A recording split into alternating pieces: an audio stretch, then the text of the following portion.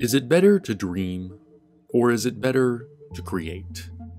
When Terry Gilliam released the completed version of his long-delayed and legendarily disaster-ridden Cervantes adaptation, The Man Who Killed Don Quixote, in 2018, the movie was not quite what anyone expected.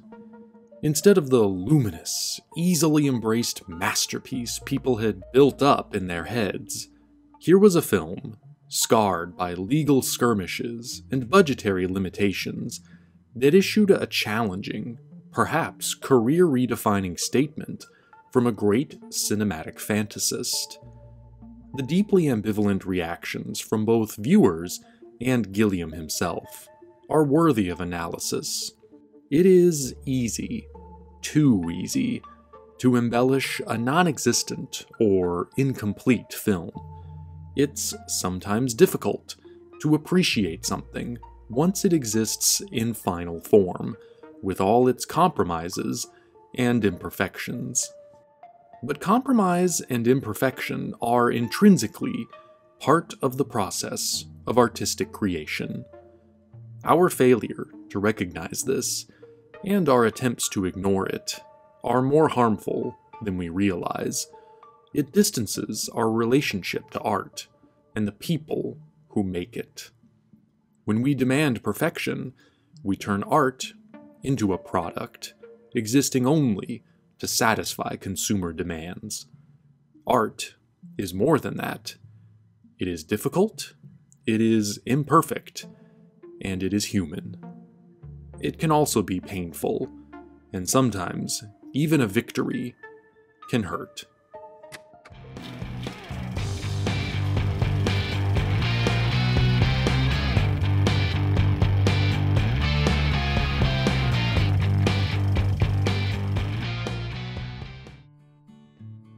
Terry Gilliam first read Don Quixote in the late 80s or early 90s.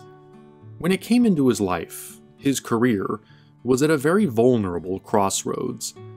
He had just directed a massive flop, The Adventures of Baron Munchausen, an enchanting fantasy that had gone gravely over budget, only to be essentially tossed aside by its distributor, which left the future of Gilliam's career in dire jeopardy. By then, Gilliam had established himself as an iconoclast, openly opposed to the business side of movie production. He publicly battled Universal Studios over the final cut of his satirical sci-fi masterpiece, Brazil. He'd gotten funding from George Harrison under the Handmade Films banner for his unconventional fantasy adventure, Time Bandits, which was a sleeper hit. He'd even seemed to rebel against the comedy troupe that made him famous, Monty Python, when he released his solo directing debut, Jabberwocky, in 1977, a medieval comedy that was like a darker and less accessible version of Monty Python and the Holy Grail, which Gilliam had co-directed with Terry Jones. Going all the way back to his beginnings as a cartoonist and animator, Gilliam adopted his initial career path partially as a way of sidestepping the traditional routes to filmmaking. Speaking of his early years to Bob McCabe for the book Dark Knights and Holy Fools, Gilliam says he already knew he wanted to make films, but didn't know how. The idea of working through the business was unacceptable to him, and he refused to do work he was not passionate about. Becoming an animator was a way of making do with the knowledge and skill set he already possessed, something he translated to filmic terms when he finally found his way behind the camera on a live-action project. Being a director of strong convictions and big ideas, all of his films were conscious efforts to thumb his nose at convention and create large-scale, thematically rich fantasy backed by imagination and ingenuity rather than studio resources. He worked hard to tailor his visions to low budgets and limited means, creating imagery of such originality and impact it transcended its impoverished origins. Munchausen was the first time one of those visions had gotten out of control.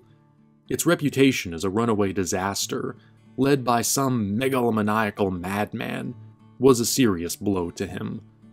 Its subsequent and very public failure threw him perilously off course. Gilliam had run into a wall. He could no longer move forward as an independent. The only option was to swallow his pride and try working at the studio level to rebuild his credibility. It was just a matter of finding a story good enough to convince a studio to hire him. Among the projects he attempted to organize during this transition was the very first iteration of Quixote. Don Quixote was written by Miguel de Cervantes and published in 2 parts in the early 17th century. Today, it is considered among the foundational works of modern Western literature.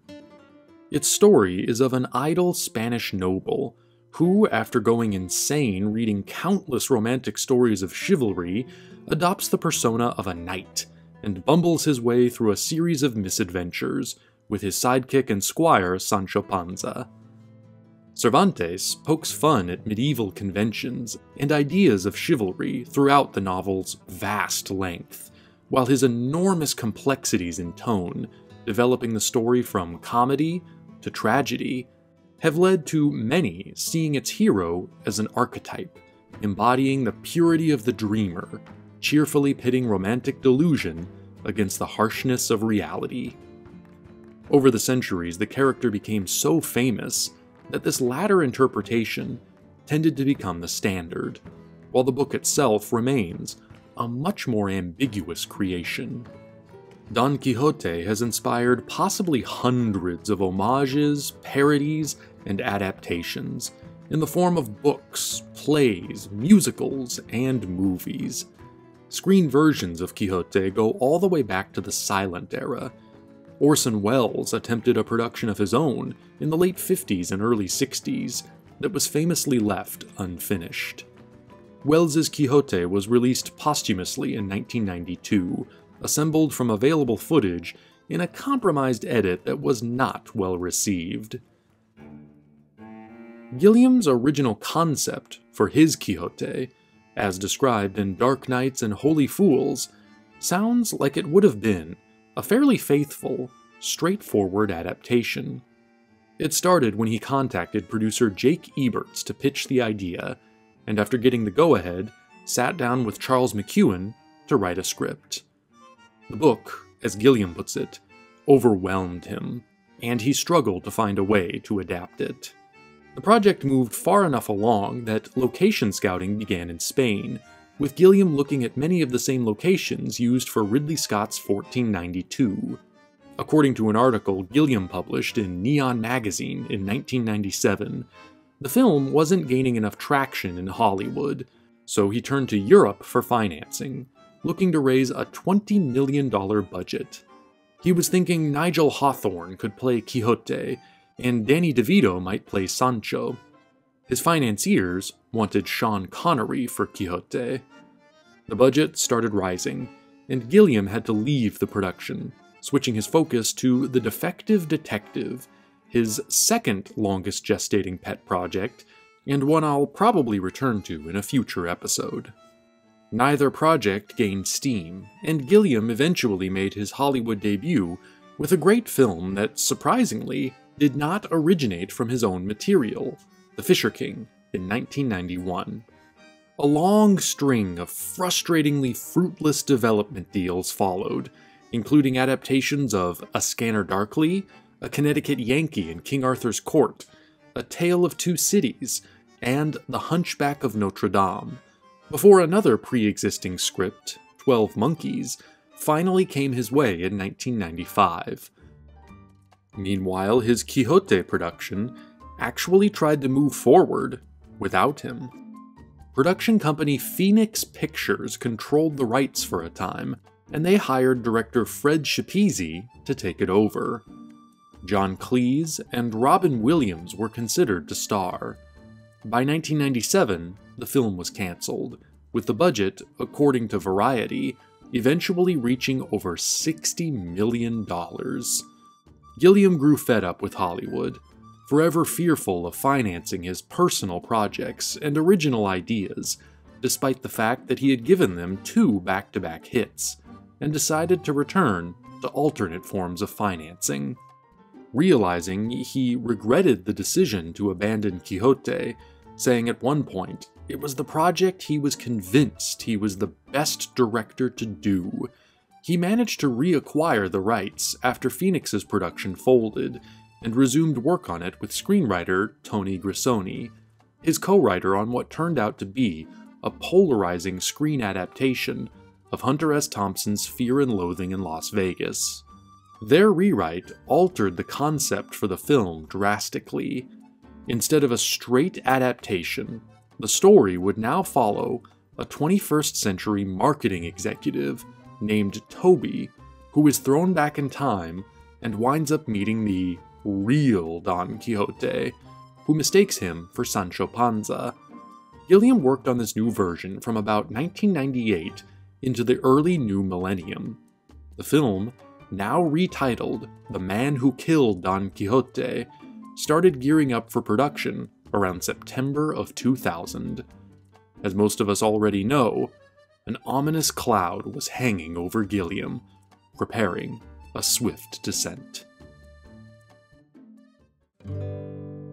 Gilliam's cavort with Hollywood having finished, the $40 million budget for The Man Who Killed Don Quixote had to be raised without any studio backing whatsoever, which proved to be enormously difficult. European backers committed, then pulled out. The budget was reduced from 40 to 32 million, and the film's situation was precarious from the start. The Man Who Killed Don Quixote was to have been perhaps the most ambitious, most expensive European production ever attempted at that time. Leading up to it, Gilliam battled insecurities, fearing his previous work had already mined enough of Quixote's influence.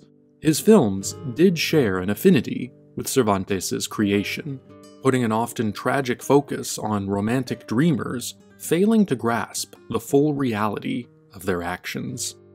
Filming would take place mainly on location in Spain, with cinematography by Gilliam's regular collaborator, Nicola Pecorini. The cast included Miranda Richardson, Christopher Eccleston, Rossi De Palma, Jonathan Pryce, and Sally Phillips, with Johnny Depp starring as Toby, and Vanessa Paradis playing his love interest. As Don Quixote, following a 2-year search for his perfect lead, Gilliam cast French actor Jean Rochefort. This period of the project's history is well documented, having been captured for posterity by filmmakers Keith Fulton and Louise Pepe, the pair behind an absorbing behind-the-scenes documentary on 12 Monkeys called The Hamster Factor.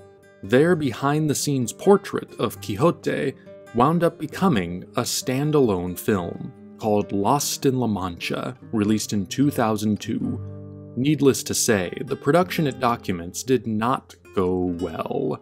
Since Lost in La Mancha already provides the definitive account of this effort, I'll just summarize the events leading to the film's collapse. The film came together chaotically. Actors had conflicting schedules, the reduced budget and the sheer size of the production caused widespread confusion, and on the very first day of shooting, in September of 2000, it was discovered that the location was right next to a military base, so fighter jets kept flying overhead all day, ruining sound recording. On the second day, a flash flood washed away a good portion of the equipment, and changed the color of the surrounding cliffs, making continuity impossible. Taking a few days off to recover, it was discovered that the flood damage would not be covered by insurance, and several actors had not shown up for filming. By day 5, filming had resumed, but Rochefort was in obvious pain while trying to perform on horseback. Production halted again to fly Rochefort to Paris to see his doctor, where he was diagnosed with a double herniated disc in his spine. Gilliam attempted to film whatever additional material he could while Rochefort was away, but it soon became obvious that his Quixote would not be able to return. Even for a film on more stable ground, there probably wasn't any way to recover from a disaster of this magnitude. Insurance adjusters and completion bond guarantors began arriving en force to assess the situation, and by November, the film was cancelled, with only a few precious minutes having been shot. The script passed into the control of insurance companies, and for most people, the film would have been written off as dead.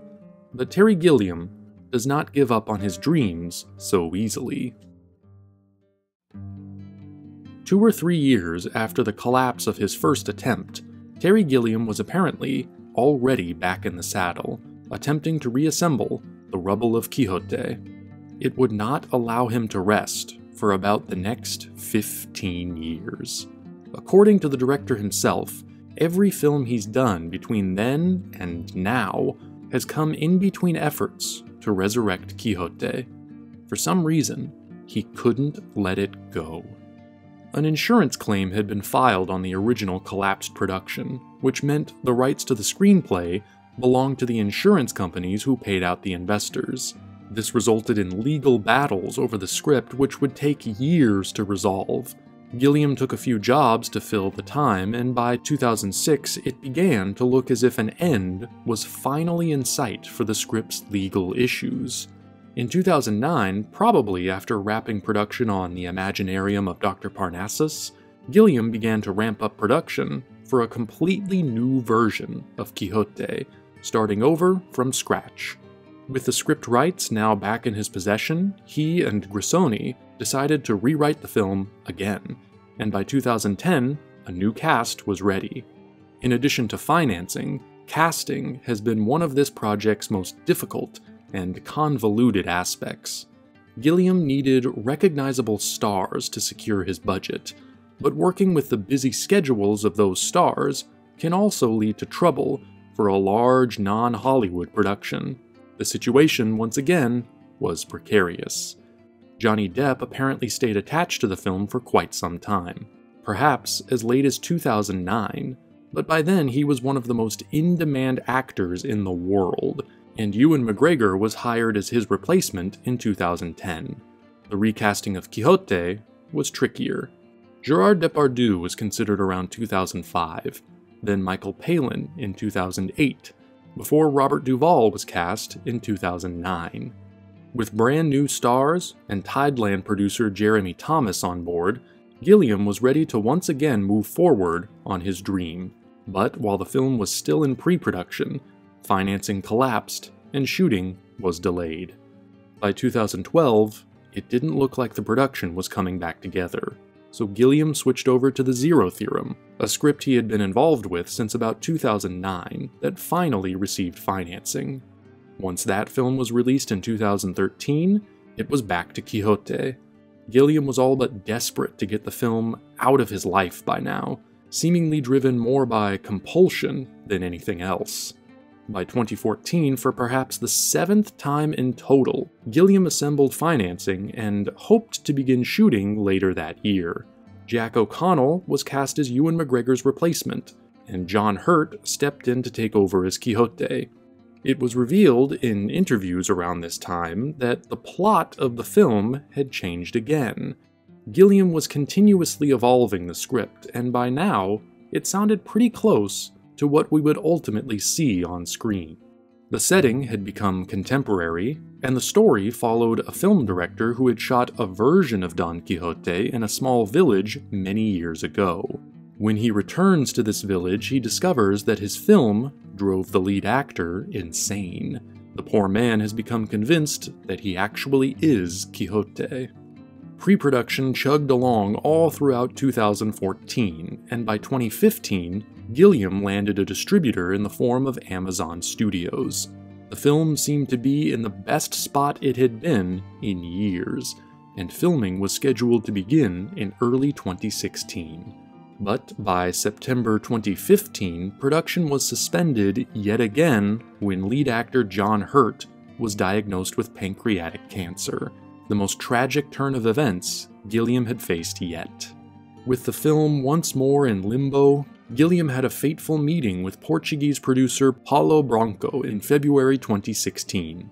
Branco allegedly told Gilliam he could raise the 16 million euros needed to begin shooting by September of that year.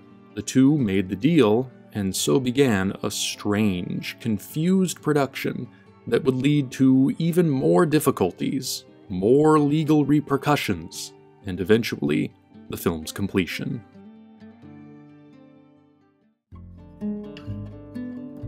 The man who killed Don Quixote's penultimate production effort was another in a long line of torturous experiences. Much of the information here comes from articles published in French, so for me, that means relying mainly on the film's Wikipedia article to reconstruct the narrative. Here's what seems to have happened. In 2016, Gilliam geared up to make the film yet again. Adam Driver was cast as Toby, and Michael Palin got his chance to play Quixote. Disagreements surfaced between Gilliam and producer Paulo Branco. Gilliam tried to force the film forward, even after Branco allegedly tried to reduce the budget by introducing pay cuts and denying Gilliam the opportunity of shooting the movie on physical celluloid. Months later, the money still wasn't materializing. Unable to continue working with Branco, Gilliam left and sought funding with different producers, a decision that would turn out to have dire consequences. For the moment, Gilliam was simply determined to finish the film. Adam Driver stuck it out through the transition, but Palin had to be replaced with Jonathan Pryce, the man who'd previously starred in Gilliam's Brazil and was actually involved in the original Quixote production in an alternate role. Suddenly, it all came together. By mid-2017, Gilliam was finally filming. Despite being forced to make the film on a much lower budget than anticipated, the production wrapped without serious issue, and the movie Gilliam had fought nearly 2 decades to make was finished by the end of the year. The victory was bittersweet, because Branco was not happy about Gilliam moving ahead on the film without him. In 2018, the man who killed Don Quixote got involved in a legal quagmire so sticky that distributor Amazon Studios decided to terminate their involvement. Branco claimed that the film could not be released without his permission. It was the movie nobody thought would ever be completed, and now that it was looking like no one would be allowed to see it. Gilliam's chances appeared grim, but he won some crucial court battles at the last minute, and the organizers of the 2018 Cannes Film Festival stood in support of his right to screen the film.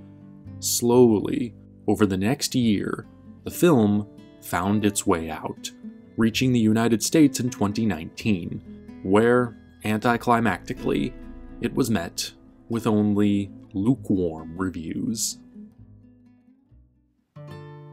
So, after all that, the question remains, is it better to dream, or is it better to create?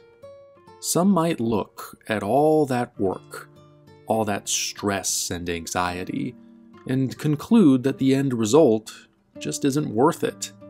Why would someone choose to put themselves through such a prolonged nightmare? Gilliam himself seems to ask a similar question in Keith Fulton and Louise Pepe's documentary follow-up to Lost in La Mancha, He Dreams of Giants. As of this video, their film has not yet found distribution in the United States, so I don't know exactly how the director grappled with his ambivalent feelings about finally making the film.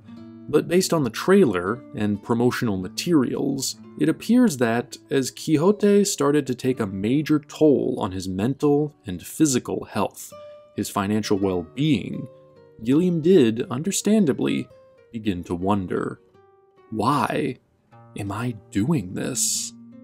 It's a big question, and perhaps no real conclusion is possible. Is Gilliam the dreamer who triumphed over reality? Or just a fool tilting at windmills? What is Quixote himself? A saint or a madman? there isn't meant to be a definitive answer. In the simplified, popular view of Quixote, he is the ideal dreamer beaten down by the harsh reality of life. But Cervantes weaves innumerable complexities and ironies into his text, lending the story many additional layers.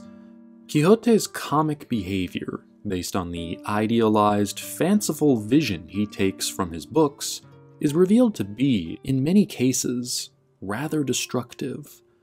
By attempting to impose his fictional, romanticized vision onto the real world, regardless of the actualities of that world, or the feelings of the real people around him, Quixote, in spite of his earnestness and lovable innocence, continuously causes himself and others harm. Cervantes reveals, across the novel's tremendous scope, an unsettling darkness. The character is lost in his own dangerous gulf between dream and reality. Gilliam takes it a step further and recontextualizes the story to examine 21st century narcissism and materialism. In his film, which I believe will stand as one of his masterpieces, there's the added layer of Toby making his own film based on Quixote. Driven by ego and ambition, Toby ends up destroying the lives of everyone around him in selfish pursuit of his own dream of fame and fortune. Once he realizes the cost of making this dream a reality, he attempts to deny responsibility. He runs from the truth, until eventually he loses his chance at redemption.